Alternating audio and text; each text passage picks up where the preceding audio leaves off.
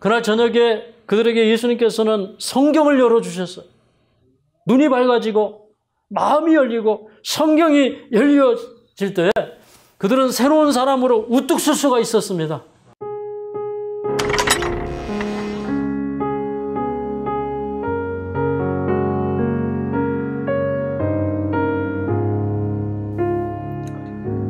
사랑하는 여러분, 안녕하십니까?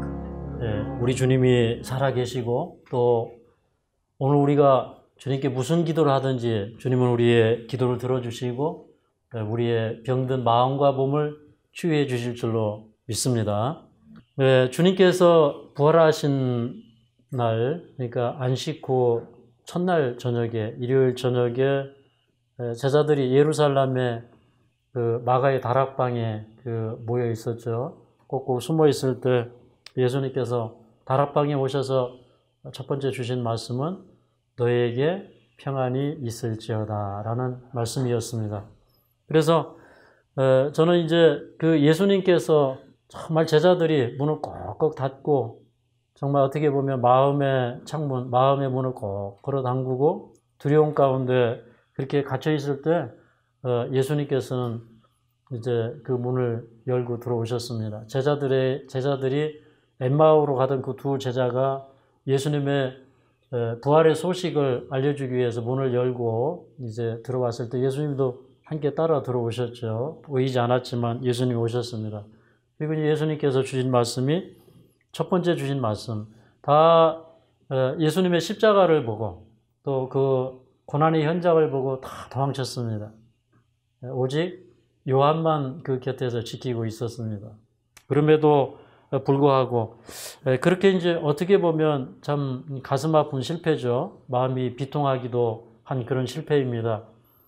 그 예수님의 입장에서 볼 때 사랑하는 제자들이 다 배반하고 도망쳤습니다. 그러나 주님의 사랑은 그것을 개의치 않으셨고 뛰어넘으셨습니다. 그리고 어떻게 하면 배은망덕한 제자들에게 예수님께서 오셔서 첫 번째 주신 말씀이 너희에게 평안이 있을지어다. 저는 이제 이런 그 예수님의 사랑과 넘치는 은혜를 생각하면서 오늘 우리가 참 아픔이 있고 또 어떻게 보면 이런 환난을 당하면서 우리 마음이 많이 지쳐 있지만 그러나 주님은 오늘 이 시간에 우리 마음에 평안의 주님으로 찾아오셔서 걱정하지 말아라. 내가 너희를 위하여 죽었고 내가 너희를 위하여 부활했다. 내가 사망과 질병과 모든 아픔을 다 짊어졌으니 너희는 이제 내가 주는 은혜와 평안을 누리라. 그러시면서 주님은 너희에게 평안이 있을지로다 라고 말씀하십니다. 이런 하늘에 넘치는 평안과 은혜가 이 시간에 말씀을 통해서 함께 하시기를 간절히 바랍니다. 저는 이제 이 평안을 생각하면서 호레시오 스패포드가 지은 내 평생에 가는 길 이 찬미를 생각합니다. 이 찬미가 참 은혜로웠죠. 우리 이 찬미를 한 장 불러본 다음에 그 찬송에 얽혀 있는 그런 그 작사의 배경을 설명을 드리도록 하겠습니다.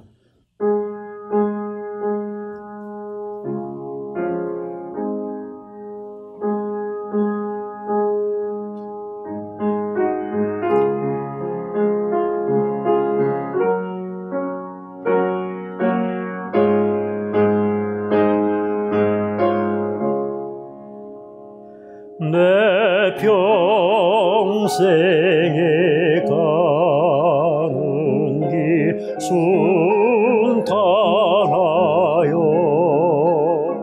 늘 잔잔한 강 같은지 근풍 바로 무섭고 어렵든지 나의 영혼은 늘 변하다. 내 영혼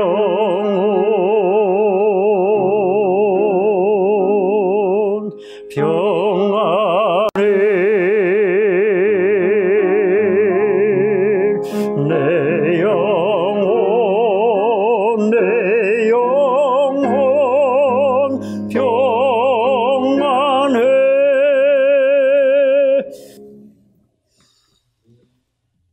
이 호레시오 스페푸드는 뉴욕에서 태어났습니다.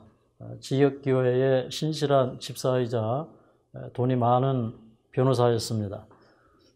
이분은 무디 전도단의 세계적인 사역을 돕는 재정 후원자이기도 했습니다. 그런데 1870년에는 열병으로 4살짜리 아이를 잃어버립니다. 그리고 그 다음에 1871년에는 이제 돈을 많이 투자해서 시카고 미시간에 별장을 짓고 있었습니다. 그런데 그만 시카고에 대화재가 발생을 합니다. 이 화재로 약 10만여 명의 이재민이 발생하고 300명이 목숨을 잃어버립니다. 불이 얼마나 많이 타올랐던지 이틀 동안 도시 전체를 태우면서 이제 돈을 많이 들여서 건축하고 있던 스페푸드의 별장도 불에 탔습니다. 이제 아들을 잃어버리고 또 많은 재산을 잃어버린 스페푸드가 당시 45세의 젊은 나이였습니다. 그때 이제 많은 정신적인 충격을 안고 있을 때 의사의 부부로서 의사의 권유로서 유럽 여행을 계획하게 됩니다. 그때 마침 이제 영국에서 무디 목사가 인도하는 그런 집회가 있어서 가서 위로의 시간을 가질까 고민도 했지만 그는 유럽 여행을 계획하게 됩니다. 근데 그 유럽 여행을 떠나기로 한 날 이 스테프드 집사에게 갑자기 급한 일이 생기게 됩니다. 그래서 아내와 4딸을 먼저 파리로 보내는 곳으로 승선을 시키고 자기는 파리에서 상봉을 하기로 약속을 합니다. 그런데 이제 1873년 313명의 승객을 태우고 가던 여객선 빌르드 아브리호가 출항한 지 7일째 되는 새벽에 영국 범선과 충돌을 하고 맙니다. 배 안에 물이 들어오기 시작하고 또 엄마는 4딸을 들어 올려서 갑판 위로 올려보내려고 애를 썼지만 그런데 힘이 붙여서 그냥 기절하고 맙니다. 그런데 기절해서 깨어나고 보니 자기 혼자만 구조를 받았습니다. 그래서 이제 4딸은 그만 이 물에 수장되어서 죽고 맙니다. 이 사고로 대부분의 사람들이 죽고 오직 87명만 살아남았습니다. 근데 그 아이들이 얼마나 귀엽고 예쁜 나이였던지 11살, 9살, 5살, 2살 나이였습니다. 근데 이제 스페푸드는 그렇지 않아도 이 사고 소식을 듣고 여러 날을 애태우면서 소식을 기다리는데 아내로부터 전보가 왔습니다. 거기에는 혼자 살았음 이렇게 적혀 있었습니다. 그가 얼마나 그 좌절과 절망과 슬픔에 빠졌겠습니까? 그래서 이제 그런 극심한 충격 속에서 그래도 아내를 만나기 위해서 그런 영국으로 출항을 하게 됩니다. 그가 탄 배가 대서양 한가운데를 지날 때 선장은 한 가운데를 가리키면서 이곳이 바로 사고 지점이라고 알려주었습니다. 그런데 그가 그 바닷속을 들여다볼 때 그 일렁이는 파도 속에 아이들의 얼굴이 떠오르는 듯 합니다. 그 차가운 물 속에 아이들이 수장되어 있다고 생각을 하니 참 감당할 수 없는 큰 괴로움과 슬픔이 밀려옵니다. 그는 이렇게 부르짖었습니다. 잠을 이루지 못하고 주님, 저는 주님의 일을 가장 귀하게 여겼습니다. 주님을 사랑했습니다. 근데 왜 제게 이런 고통을 주시나요? 주님, 저는 이제 어떻게 살아야 합니까? 밤새도록 걱정과 또 고통이 그를 덮었습니다. 정말 격정이 밀려왔습니다. 그런데 동트는 아침에 선실 창가에 아침 햇살이 들어오는데 그때 한 말씀이 생각이 났습니다. 그것은 열왕기하 4장 26절에 보면 너는 달려가서 그를 맞아 이르기를 너는 평안하냐? 내 남편이 평안하냐 하라 하였더니 여인이 대답하되 평안하다. 수넴 여인이죠. 엘리사 시대에 엘리야 시대에 수넴 여인이 살고 있었죠. 근데 엘리사 시대죠. 엘리사 시대. 수냄 여인이 살고 있었는데, 근데 이제 그 수냄 여인이 아주 그 엘리사를 극진하게 대접을 했습니다. 그래서 그 자기 집 담벼락에 이렇게 그 집을 이렇게 담벼락 위에 집을 하나 마련을 하고, 그 다음에 침상을 놓고 촛대를 진설하고, 그리고 엘리사가 지날 때마다 이제 극진하게 대접을 했습니다. 그래서 하나님께서 이제 그 여인의 정성에 대한 보온으로 그 집에 아들이 없었는데 아들을 주었어요. 그런데 그 아들이 조금 자랐을 때 이제 아버지가 곡식밭에 수확하러 나갈 때 아들이 따라 나갔다가 그냥 열사병에 걸렸든지 머리가 아프다고 하니까 어머니한테 데려다 줬는데, 아침 나절부터 이제 점심때가 한낮까지 어머니 머리에서 고통을 호소하다 이 아이가 죽어버립니다. 그때 이제 그 수냄 여인이 남편에게 가서 나게한비라고 그 종을 한 사람 좀 보내달라고 해서 이제 그는 저 갈멜살 엘리사 선지자를 찾아갑니다. 그런데 종이가 얘기할 때 내가 말하기 전에는 달려가기를 멈추지 말라. 그래서 정말 온 힘을 다해서 사력을 다해서 달려가는 것입니다.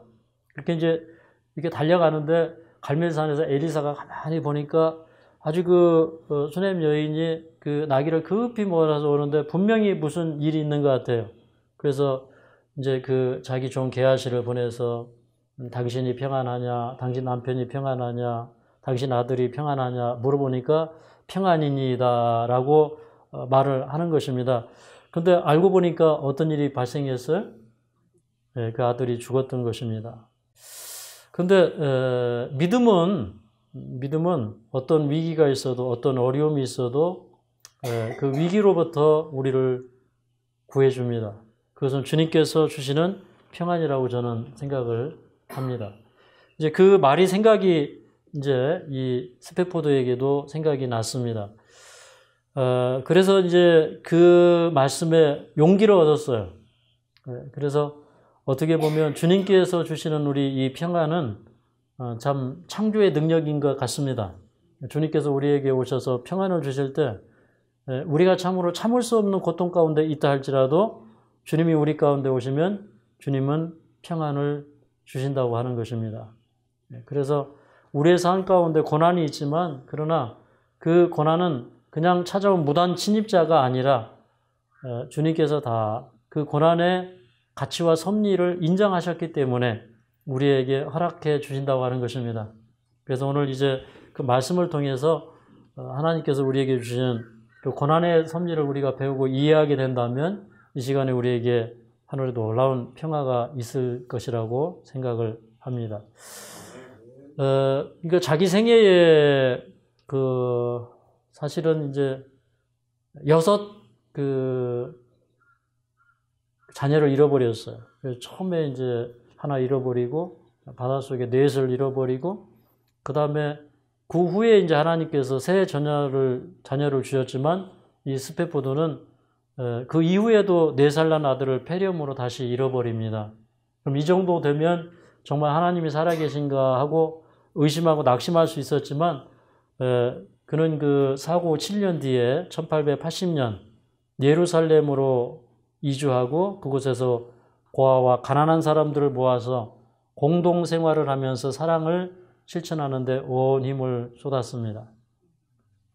그래서 저는 이제 이런 삶을 보면서 참 우리가 눈물 가운데서 삶의 의미를 배운다면, 고난 가운데서 삶의 의미를 배운다면 우리는 정말 그 삶의 의미가 무엇인지를 오히려 깨닫게 됩니다. 오늘 우리가 이렇게 살아있고 숨을 쉬고 주님 앞에 있다는 것은 주님의 큰 축복이라고 저는 생각을 합니다. 주님께서 이 땅에 오셔서 우리를 위해서 참 많은 고난을 당하시고 또 십자가에서 우리 모든 죄짐을 지시는 그런 고통을 당하셨습니다. 그래서 주님이 당하신 그의 죄의 짐이라는 것은 바로 이런 것입니다. 여러분 아플 때 있습니까? 심한 통증이 오십니까? 주님도 그런 통증과 아픔을 느끼셨나요? 주님도 이제 2 손과 2 발이 이 십자가에 못 박히실 때 그런 통증을 느끼셨습니다. 주님도 채찍에 맞으실 때, 또 가시면류관을 쓰실 때 그런 통증을 겪으셨습니다. 저는 제 인생을 이렇게 살아오면서 제가 정말 왜 그랬을까? 그리고 그 가슴을 치면서 정말 마음 아픈 그런 순간들도 있고, 주님 앞에 이 죄값을 어떻게 다 지불해야 될까? 이런 좌절이 찾아오는 그런 때도 있습니다. 근데 예수님이 인류가 당하는, 우리 각 사람이 당하는 죄짐을 지셨다고 하는 것은 모든 사람들의 마음속에 일어나는 그 정죄를 당하셨다는 거예요. 그 다음에 그 하나님의 율법이 그 사람 마음속에 확 비춰올 때, 그 율법의 영광 앞에서, 그 거룩한 앞에서 죄인이 두려워 떨어야 되는, 그 죄의 결과를 놓고 두려워 떨어야 되는 그런 죄책감을, 그런 정죄의식을 주님이 십자가에서 겪어주셨습니다. 그래서 주님은 우리가 당하지 않은 어떤 고통이나 환난도 당하지 않은 것이 없습니다. 근데 그 주님이 우리를 위해서 그 모든 것을 져주셨고 견뎌주셨고, 그리고 그 주님은 부활하셨습니다. 그 주님은 우리를 위해서 부활하셨습니다. 그리고 제자들에게 오셨습니다. 제자들에게 오셔서 주님이 하신 말씀이 너희에게 평강이 있을지어다. 이런 그 평강을 주시는 그 은혜가 오늘 이 시간에 함께 하시기를 간절히 바랍니다. 오늘 이 하나님의 말씀, 본문의 말씀을 좀 더 우리가 은혜롭게 살펴보기 위해서 누가복음 24장으로 가겠습니다. 누가복음 24장입니다. 여기 누가복음 24장 13절부터 보면 엠마오로 가는 두 제자들의 이야기가 나옵니다. 예루살렘에서 엠마오까지는 한 10여 킬로에서 한 13킬로 정도 떨어진 곳이었습니다. 근데 이제 이 엠마오로 가던 그 두 제자는 예수님께서 십자가에 달려 돌아가시는 것을 보면서 깊은 슬픔에 젖었습니다. 예수님께서 이제 돌아가신 지 사흘째 되는 날이었습니다. 그들이 이제 길을 내려가면서 둘이가 이제 얘기하고 있었습니다. 근데 그때 그들이 엠마오로 가는 길에 예수님께서 행인처럼 이렇게 가장을 하시고 그들에게 오셨습니다. 그 두 사람이 얘기하면서 갈 때 17절에 이렇게 말씀하십니다. 너희가 길 가면서 서로 주고받고 하는 이야기가 무엇이냐, 그렇게 얘기합니다. 여기 보면 그 두 사람이 슬픈 빛을 띠고 머물러 서더라, 이렇게 얘기했습니다. 우리도 인생길을 가다 보면 참 슬플 때가 있어요. 참 마음 아플 때가 있어요. 그렇습니까? 마음이 참 슬퍼질 때가 있어요. 이제 저는 그렇습니다. 이렇게 이제 어느 날은 이렇게 건강 체크를 할 때 여러분이 다 좋아지고 그러면은 제 마음도 참 좋아지고 기뻐요. 근데 어느 날은 이제 그 여러분이 이렇게 아파하시고 고통하는 그런 모습을 보면 더 하나님의 은혜가 필요하고 더 하나님의 임재하심이 필요하구나 생각될 때는 또 마음이 또 슬프기도 합니다. 그러나 우리 주님은 살아계시고 우리가 이렇게 슬픈 빛을 띠고 있을지라도 우리가 이렇게 아파하는 순간에 우리에게 오신다고 하는 사실입니다. 예. 그래서 이제 이 사람들이 예수님을 향해서 당신은 그 예루살렘에서 근일에 이루어진 사실에 대해서 홀로 알지 못하느냐, 그렇게 얘기할 때 예수님이 무슨 일입니까? 물어봤더니 이 나사렛 예수의 일인데 우리는 이 사람이 모든 백성 앞에서 말과 일에 능하신 선지자로 알았는데 그만 대제사장들 관원들에게 붙잡혀서 사형 선고를 받고 십자가에서 돌아가셨다고 얘기를 합니다. 그러면서 21절에 우리는 이 사람이 이스라엘을 구속할 자라고 바랐노라, 이렇게 얘기합니다. 우리도 예수님을 누구로 바라보고 있어요? 구속자로 바라보고 있어요. 여러분, 예수님이 우리를 기적적으로 회복시켜 주시고 치료해 주실 줄로 믿습니까? 근데 이 믿음이라는 것은요, 어떤 때는 믿어지는 겁니다. 참 믿음은 참 이상한 거예요. 믿음은요, 하나님의 선물이고 그 믿음은 찾아오는 것입니다. 네. 제 생애 가운데 주님은 믿어지는 분이었습니다.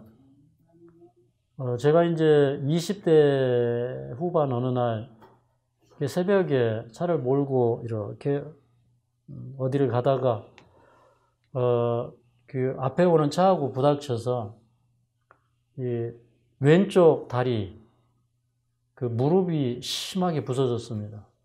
그 이제 저는 이제 그때 당시에 그 코란도하고 그 제가 타고 있던 타우너가 이렇게 부닥쳤는데, 타우너는 아주 그 경차잖아요, 그죠? 앞에 밋밋한 그런 봉고형 이제 경차이고, 그 다음에 그 구형 코란도는 또 12인승인데 거기에 이렇게 이 아침에 그 일을 하러 가는 인부들을 잔뜩 태우고 가득 태우고 내려오던 차가 이제 브레이크를 밟을 때 차가 약간 돌았어요. 이래서 저하고 꽉 부닥쳤어요.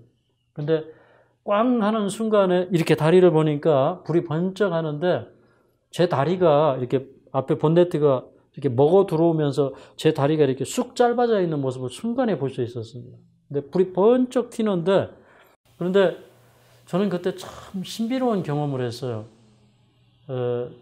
이런 이렇게 타원형 이렇게 큰 오로라가 저를 탁 덮으면서 그때 그 한 음성이 들려오는데, 내가 너를 사랑하노라. 예. 근데 참 그때 위기의 순간이었지만 주님께서 사랑하시고, 또 이제 젊은 한 인생이 하나님을 잃어버리고 방황할 때 하나님께서는 정말 그 히브리서에 나와 있는 말씀처럼 참 한 그릇 식물과 또 또 다른 연구로 인해서 그 장자의 명분을 경홀히 여기는 에서와 같이 망령된 자가 될까 두려워하라는 그런 말씀처럼, 저는 그때 어떻게 보면 죄의 두려운 길을 가고 있었습니다. 근데 주님께서 어느 날 찾아오셨어요.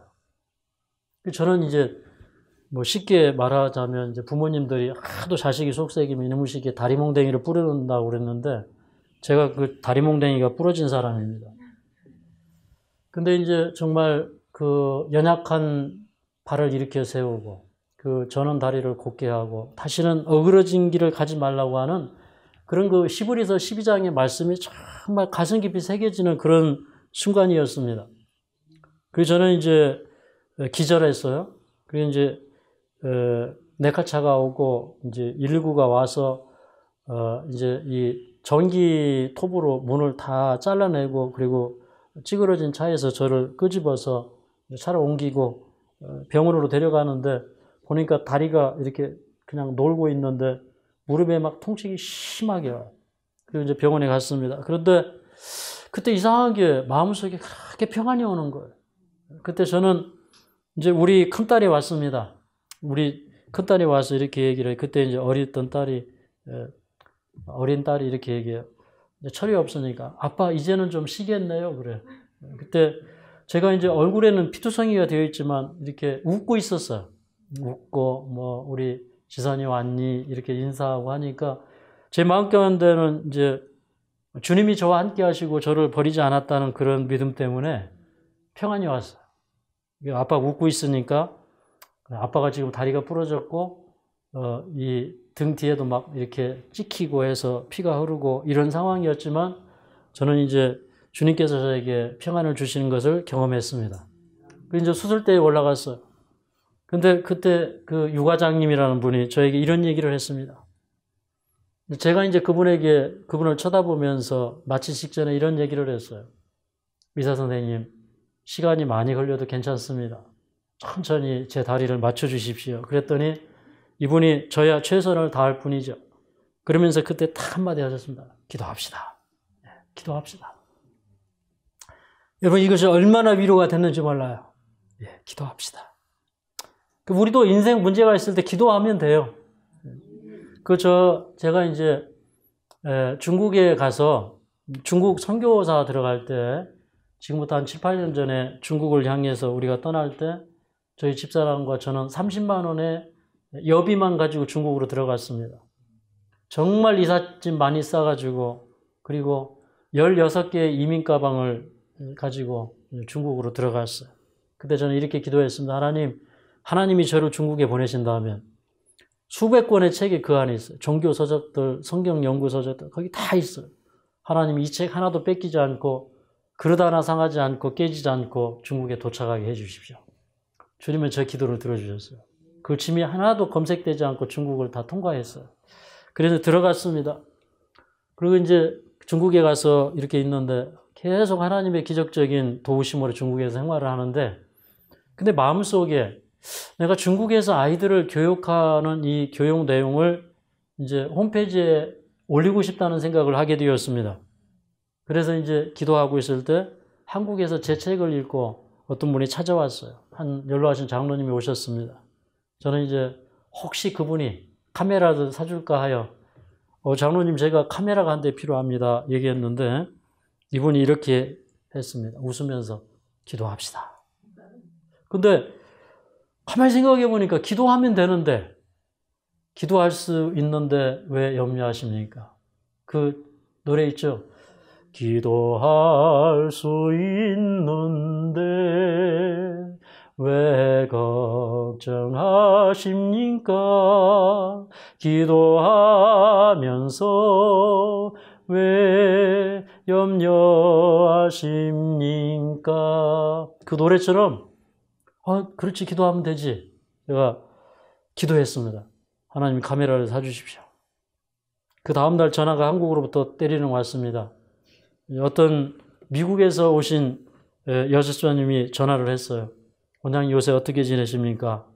제가 중국에서 이런 선교 사업을 하고 있는데, 저는 이제 제가 이 아이들 교육하는 것을 카메라로 찍어서 인터넷에 올려서 좀 사람들이 볼 수 있도록 그렇게 하고 싶습니다. 그렇게 얘기를 했는데, 그분이 이렇게 듣더니 그 얼마입니까? 그렇게 얘기를 해요.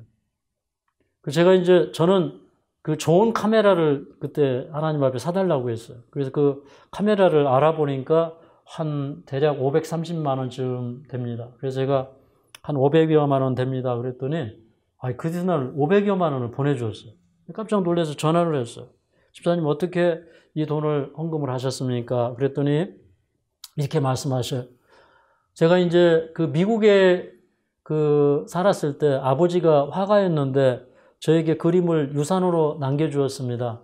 그런데 요즘에 갑자기 이 그림이 팔려서 제가 이렇게 기도했습니다. 하나님, 저에게 이 돈을 갑자기 주신 것은 이유가 있는 것 같은데 왜 주셨습니까? 그리고 이제 저한테 딱 전화를 했는데 성령께서 말씀하시기를 바로 거기다 헌금해라.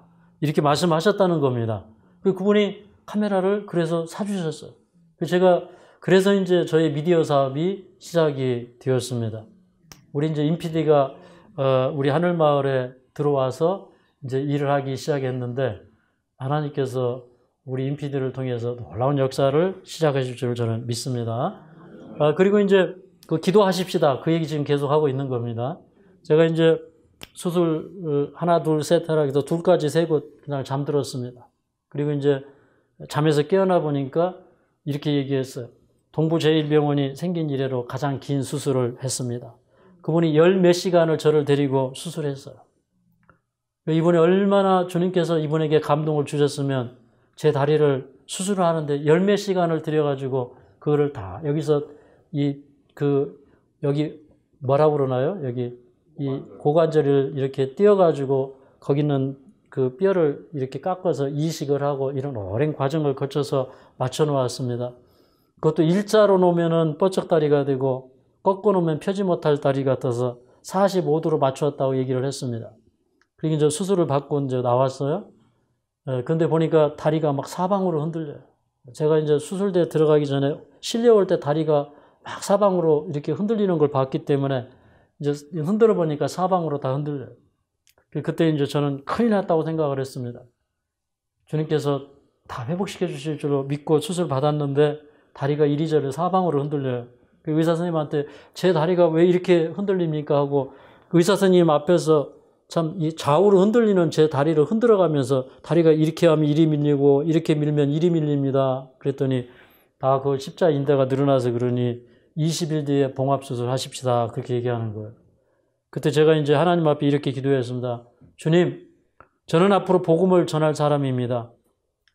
제가 이 다리가 이렇게 흔들려서는 다니면서 복음 전할 수가 없으니 주님의 능력으로 이 인대를 고쳐주십시오. 이건 주님이 개입하셔야 됩니다. 그리고 이틀 동안 간절히 기도한 다음에 다리를 흔들어 봤는데 안 흔들려요. 20일 뒤에 수술 계획은 그분도 잊어버리고 저도 잃어버렸습니다. 그래서 이제 그때 제가 그렇게 그 하나님께서 회복을 시켜주시고 당시에 장애 4급을 받았지만 지금은 제가 회복이 되어서 이제는 장애 등급을 줄 수 없다는 판정을 받게 되었습니다. 이제 우리 인생길을 살아가면서 이것은 제가 하나님께 응답받은 한 일부분이지만 기도하면 돼요. 주님께서 우리의 기도를 들어주십니다. 주님 살아계십니다. 주님 우리와 함께 하셔요. 우리가 믿어져요. 그걸 믿어야 돼요.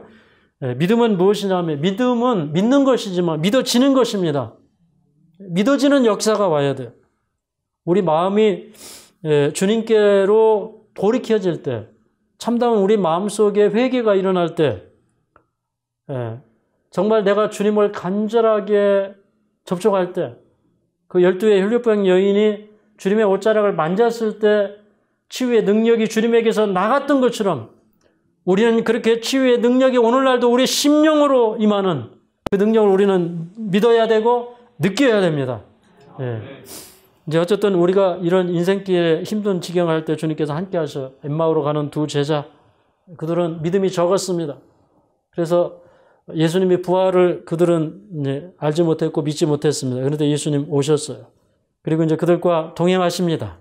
동행하시면서 그 예수님께서 드디어 이제 이 27절에 보면 이런 말씀이 기록되었습니다. 27절 보겠습니다. 누가복음 24장 27절.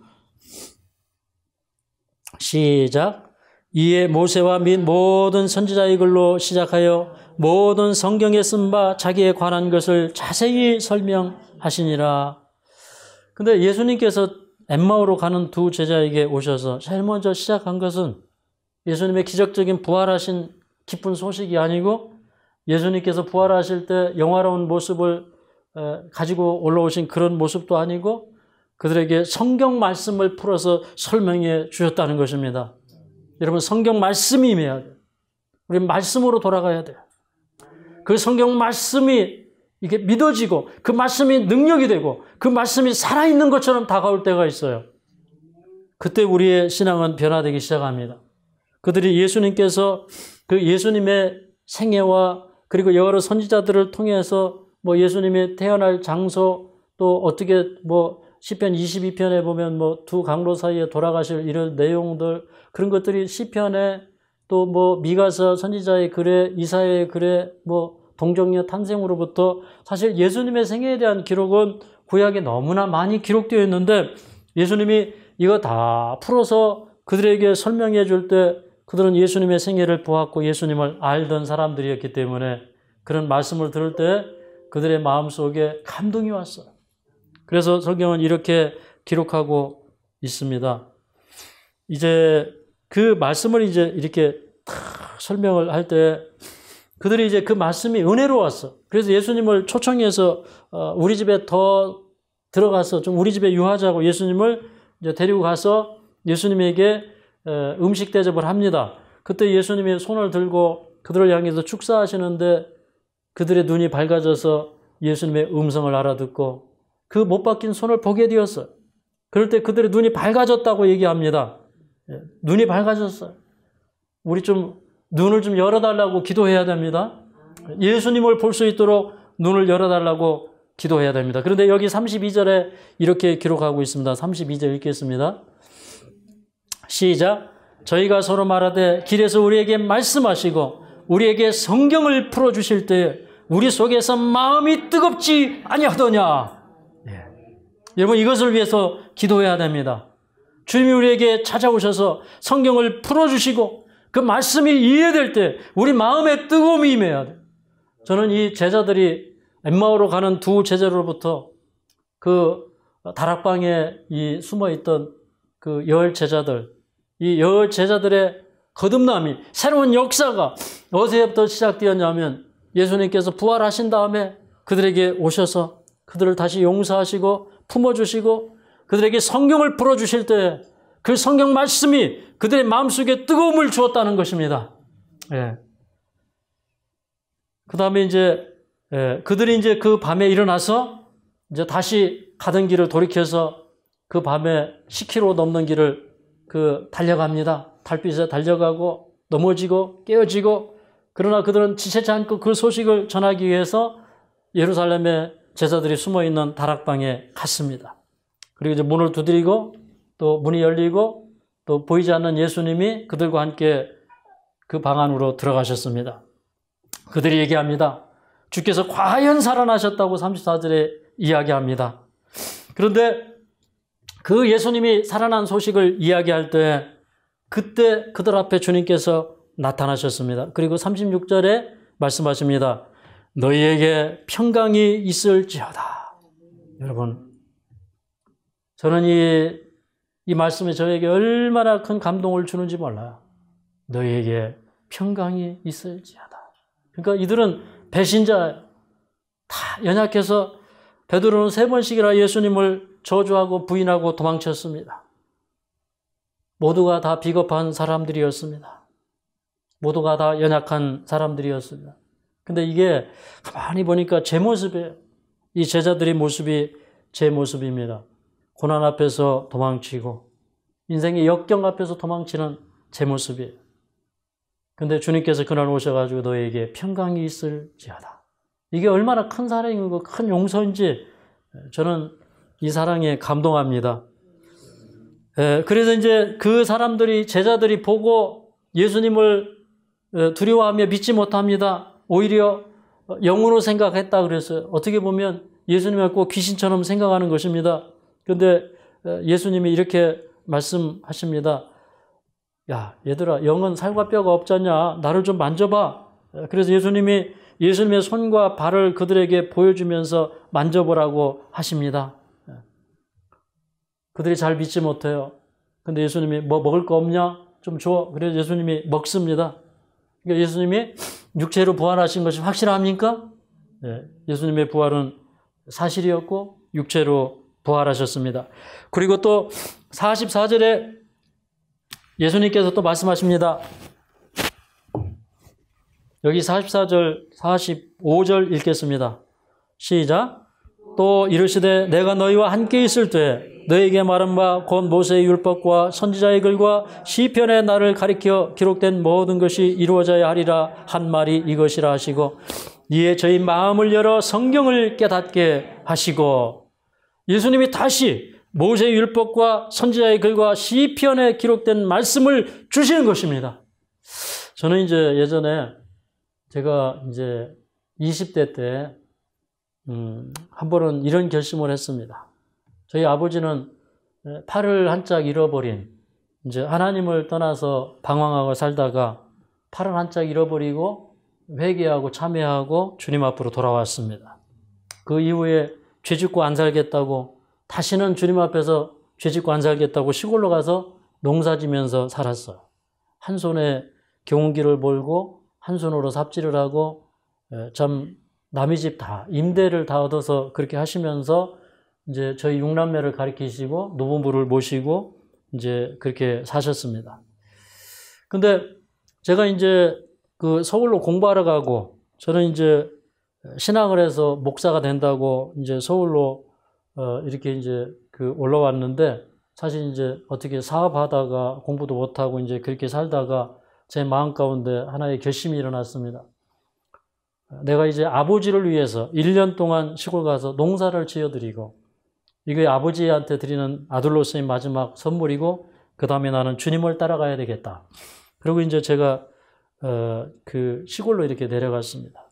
근데 이제 시골에서 1년 동안 일하면서 참 다사다난한 해를 보내게 되었습니다.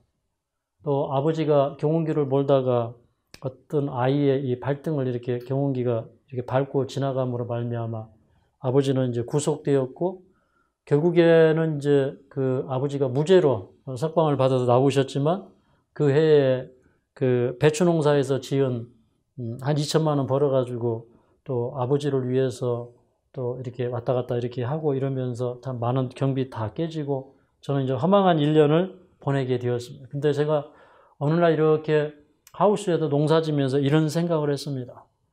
내가 앞으로 목사가 된다는 의미가 무엇인가? 내가 앞으로 주의 종이 된다는 의미가 무엇인가? 그것은 성경이 이렇게 빨간색으로 칠해져 있는데, 옛날 성경도 이렇게 다 빨간색으로 칠해져 있죠? 그런데 이 성경을 우리에게 물려주기 위해서 얼마나 우리의 믿음의 선조들이 피를 흘렸는가? 나는 그 예수님이 걸어가신 길, 우리 선조들이 걸어가신 그 모든 신앙의 유업을 받겠다. 나는 그냥 신학을 하는 게 아니라 신앙의 유업을 받고 나는 신앙인이 되고 전도인이 되겠다 이제 결심을 했어요. 그리고 이제 이 성경을 연구할 때 정말 그 성경은 저에게 깊은 감동을 주었어요. 여러분, 이 성경을 열 때에 그 성경이 우리에게 열리고 그 성경이 깨달아질 때 얼마나 큰 감동이 오는지 몰라. 이 누가복음 24장에는 열리다라는 말이 3번 나오는데 31절에 눈이 밝아졌다는 말은 눈이 열렸다는 말이에요. 그 다음에 32절에 성경을 풀어주셨다는 것은 성경을 열어주셨다는 말입니다. 똑같은 말이 45절에 저희 마음을 열어주셨다는 말로 나옵니다. 마음이 열리고 눈이 열리고 성경이 열렸어요. 이런 역사가 우리에게 일어난다면 우리는 전적으로 재창조될 것을 믿습니다. 그날 저녁에 그들에게 예수님께서는 성경을 열어주셨어요. 눈이 밝아지고 마음이 열리고 성경이 열려질 때 그들은 새로운 사람으로 우뚝 설 수가 있었습니다. 여기 요한복음 20장으로 가도록 하겠습니다. 요한복음 20장. 이제 성경을 열어서 그리스도가 이런 고난을 받고 3일 만에 부활하실 것이 성경에 예언되어 있고 그 말씀이 그대로 성취된 것을 설명해 주셨습니다. 그때 제자들의 마음속에 회개가 일어나고 정말 거룩한 말씀이 임할 때 그들의 마음에 새로움이 임하는 것입니다. 그때 21절에 예수님이 이렇게 말씀하셨습니다. 자, 21절, 22절을 읽습니다. 시작. 예수께서 또 가라사대 너희에게 평강이 있을지어다. 아버지께서 나를 보내신 것 같이 나도 너희를 보내노라. 이 말씀을 하시고 저희를 향하사 숨을 내쉬며 가라사대 성령을 받으라 이렇게 얘기했어요. 예. 저는 이제 이 부분을 읽으면서 참 많이 울었습니다. 어느 날 좀 제 벽앤입이 젖도록 저는 울었습니다. 왜 그러냐면 우리는 주님 앞에서 다 도망친 제자들 것 같아요. 우리는 고난을 피해가는 사람들입니다. 우리 마음속에는 헌신의 마음이 없고 십자가를 지는 마음이 없어요. 그런데 그 오합지졸된 제자들에게 예수님께서는 이렇게 하십니다. 아버지께서 나를 보내신 것 같이 나도 너희를 보내노라. 그래서 저는 이게 너무 큰 사랑이라 저는 제 마음에 깊은 감동이 됩니다. 여러분, 예수님은 하나님이 이 세상에 보내신 독생자이셔요. 맞습니까? 예. 근데 뭐라고 했냐면 아버지께서 나를 세상에 보내신 것처럼 나도 너희를 세상에 보내노라. 그러니까 이 말은 너희도 나처럼 할 수 있어. 너희도 나처럼 살아야 돼. 나도 너희를 세상에 보낸다. 그러는데 야, 어떻게 우리 연약한 사람이 그 예수님께서 아버지가 나를 보내신 것처럼 나도 세상을 보낸다는 것은 마치 이렇게 다 예수님이 우리의 어깨를 다 이렇게 감싸주시면서 야, 어깨 동무하자. 우리는 같은 사명을 짊어진 사람이야. 내가 이렇게 일한 것처럼 너희도 해야 돼. 이러면서 그들을 예수님이 동역자로 받아주시고 친구로 받아주셨다는 거예요. 할렐루야 아닙니까? 아멘 아닙니까? 그래서 어떻게 예수님이 저에게 이렇게 말씀하십니까? 여러분, 이게 성경이라는 것은요, 다 개인적인 책임이에요. 이게 그들에게 주신 이야기가 아니에요.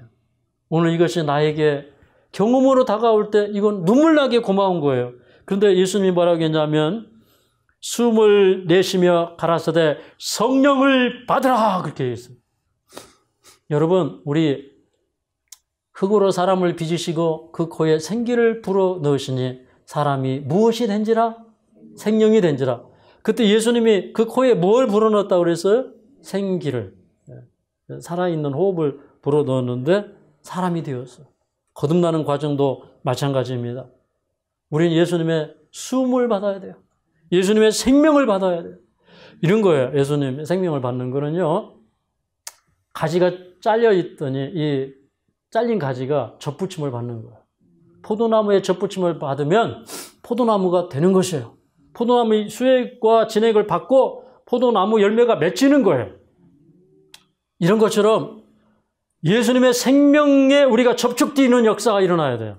예수님의 숨에 접촉되는 역사가 일어나야 돼요. 제자들은 그때 새로운 변화를 시작했어요. 저는 이 부분을 보면서 쾌재와 승리의 개가를 부릅니다. 왜 그러나 예루살렘은 조용했어요. 예수님은 그러나 부활하셨습니다. 그 밤은 조용했어요. 아직 예루살렘은 성령으로 진동하지 않았어요.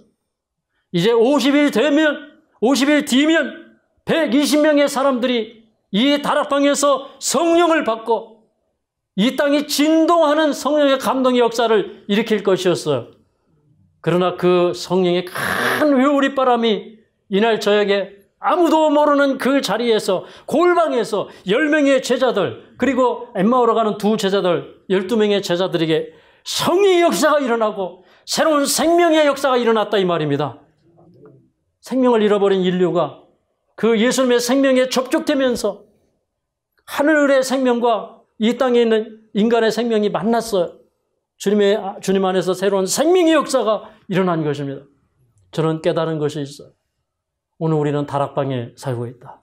아직 세상은 조용하고 세상은 큰 역사로 출렁이지 않지만 아직 감동의 물결이 성령의 역사가 일어나지 않지만 그러나 오늘 저녁에 우리 마음이 주님 앞에 헌신된다면 주님이 오늘 저녁 우리에게 은혜로 말미암아 찾아오신다면 우리는 다 주님 앞에 죄인이요 배도한 사람들이요 주님을 떠나간 자요 주님을 가슴 아프게 한 자이지만 그러나 우리 심령이 주님 앞에 돌아간다면 주님은 오늘 우리에게 숨을 주실 것입니다.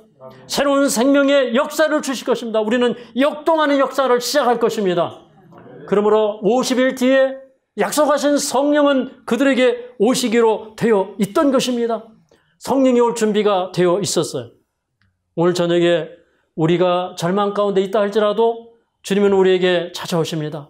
성령을 주시기를 원하십니다. 마음을 열어주시기를 원합니다. 우리의 눈을 밝혀주시기를 원합니다. 성경을 열어서 풀어주시기를 원합니다. 주님은 오늘 저녁에 우리에게 평안을 주시면서 실패의 모든 역사를 끝내셨습니다.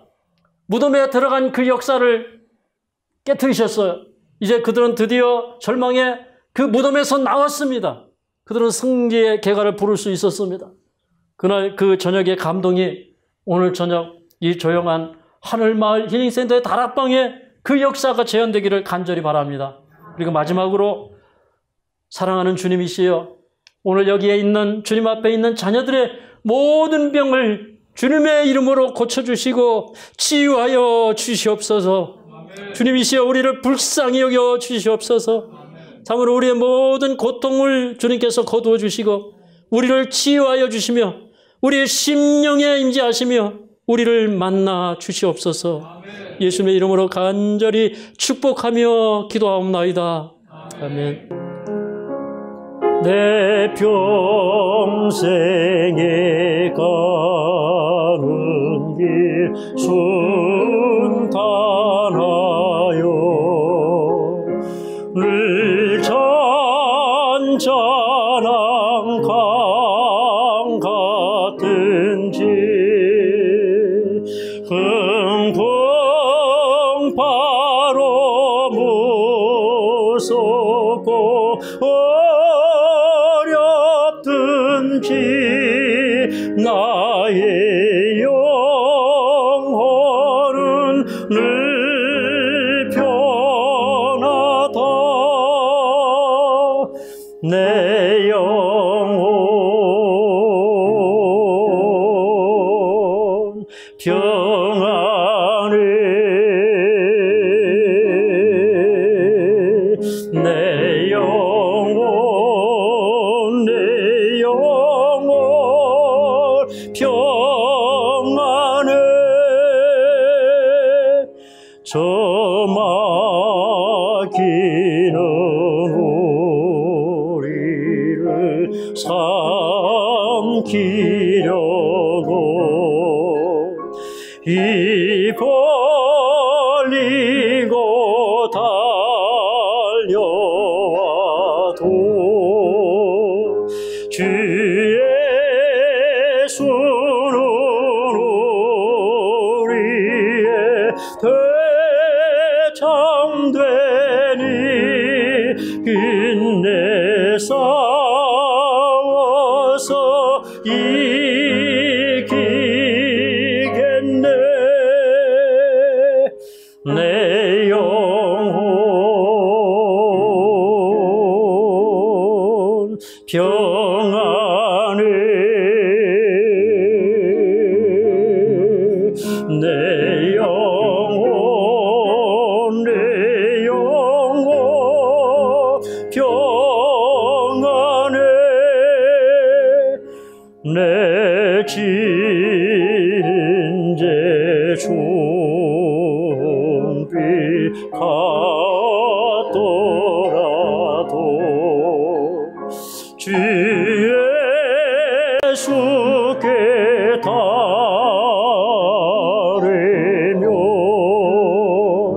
주 십자가 피로써 다시 씻사 흰 눈보다 더 정하겠네. 내 영혼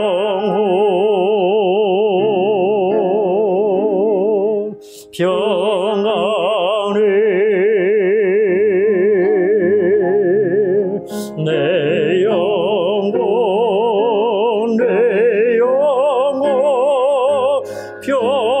평안해. 간주하시고 사절하도록 하겠습니다. 주님의 은혜를 받고 또 주님께 새로운 헌신의 결심이 일어나시는 분들은 다 같이 일어나셔서 사절을 함께 하도록 하겠습니다.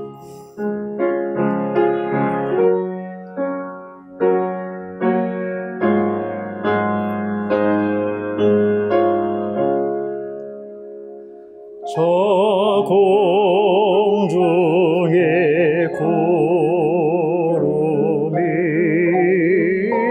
일어나며 긴 나팔에 올려날 때 주옵소서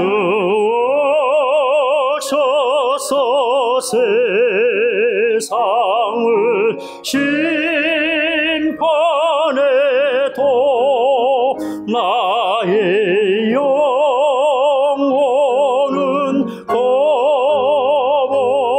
겁없겠네. 내 영혼 평안해.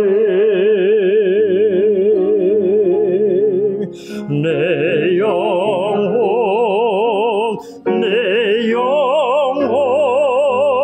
평안해.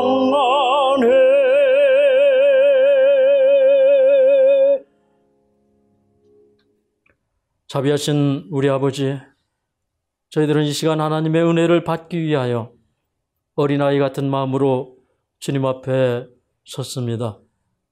주님, 우리 마음에 찾아오셔서 감촉해 해주시고 우리의 심령을 만져 주시옵소서. 우리가 온 마음으로 주님께 돌아가 주님께 우리의 인생의 모든 문제를 맡기며 주님의 말씀을 듣기를 원합니다. 주님이 나에게 뭐라고 말씀하시는지 바라보고 기다리며 그 음성을 듣기를 원합니다. 오늘 다 저희가 주님 앞에 섰사오니 주님, 우리를 불쌍히 여겨주시고 우리를 안아주시고 우리를 가슴에 포옹해 주시옵소서. 오늘 우리의 마음에 주님의 그 따사로운 은혜를 느낄 수 있도록 도와주시고, 우리가 어느 순간에 있든지 주님 우리를 사랑하시고 우리에게 오신다는 것을 기억하도록 도와주시옵소서. 엠마오로 가는 두 제자들 만나 주셨습니다. 그들이 주님을 사랑했지만 믿음이 적었고 아직 성경을 이해하지 못하는 우둔한 가운데 있었으나 주님 찾아오셨고 만나 주셨습니다. 그 밤에 그들은 성경이 열리고 마음이 뜨거워졌습니다. 마음이 뜨거워져서 주님의 부활의 소식을 전하기 위하여, 그 밤에 아름다운 소식을 예루살렘에 전하기 위하여 그들이 밤에 달려갔습니다. 주님, 우리도 그렇게 다름지칠 수 있는 믿음의 용기를 또 경험을 허락하여 주시옵소서. 시리에 빠져있던 그 닫혔던 문을 주님께서 여시고 그 안으로 들어가셨습니다.